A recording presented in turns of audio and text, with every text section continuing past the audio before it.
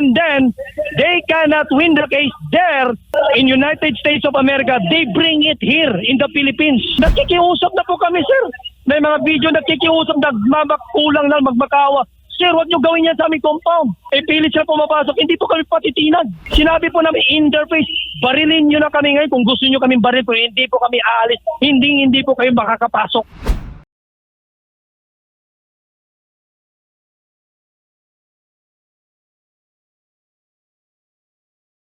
Somebody, an unseen hand behind these Philippine raids that might be coordinating with American authorities, considering the fact that there is a case pending before the U.S.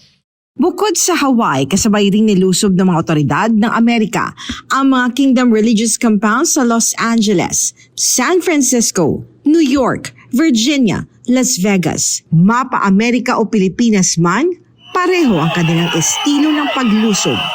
Sumalakay ng madaling araw, parehong mga armado, at parehong walang kalaban-laban ang mga KOJC members at missionary workers.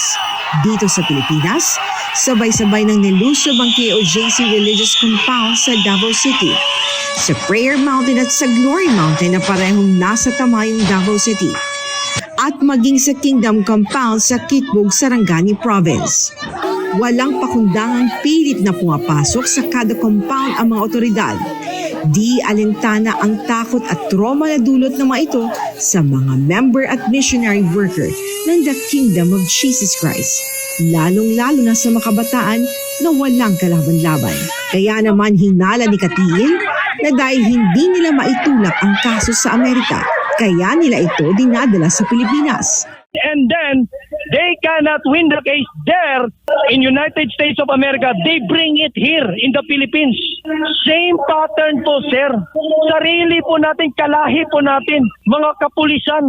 Unfortunately, ganyan na ba kababa ang moralidad at integridad po natin? Nakikiusap na po kami, sir.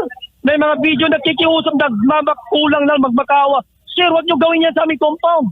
Pilit sila pumapasok. Hindi po kami patitinag. Sinabi po namin in their face, barilin nyo na kami ngayon kung gusto nyo kaming baril. Pero hindi po kami aalis. Hindi po kayo makakapasok.